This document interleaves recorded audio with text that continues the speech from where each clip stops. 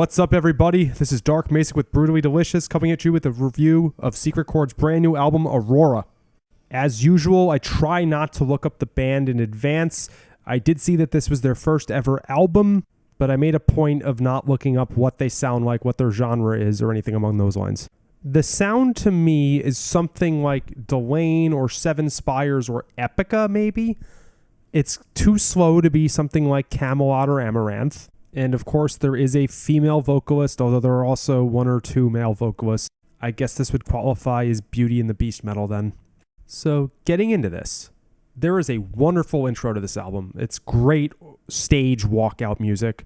It's great for setting the mood for the first song, and it's called Dawn, which is just a great title for that kind of ambiance. So this album has very good vocals, but I specifically want to call out the production. It sounds tremendous. I love the sound of the drums. I love the mix. Great job here, because this is very easy to listen to and understand. The track, Trust in Yourself, sounds like it could be a good single. When I'm listening to this, I'm thinking to myself, I'm sure that this singer, the woman, can wail, so I'm not sure why she doesn't go for it. I think it could have been kind of like a Seven Spires style anthem. Their song Ashes came to mind, if she had just totally fucking belted it. No doubt her vocals are great, but there are no vocal acrobatics here, which I think could actually give this song a boost. Moving on, Empowerment is another good track.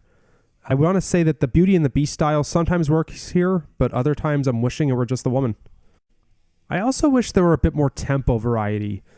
I'm not saying that every symphonic band has to be Rhapsody, but almost all of these songs are the same kind of 140, 150 BPMs. And that might be their style, but I think it would be really good to get some more energetic tracks in here, something more like 180, 190. The next two songs, Egocentric Lust and Never Again. Really good songs. I want to say Egocentric Lust, there's a clever element to the songwriting here. I wish it were earlier in the album. One of my main takeaways from this, or criticisms, I guess, is that I think the sequencing of the songs is a bit off. This is a very middle-heavy album. I'm used to things like, for instance, Rust in Peace. That is an album, I mean, it's fantastic top to bottom, but that's one where the first two tracks are two of Megadeth's all-time best. Or if you're to compare it to something like Operation Mindcrime, of course, another stellar album top to bottom, the last few tracks are some of the most memorable, so it leaves you on a good note.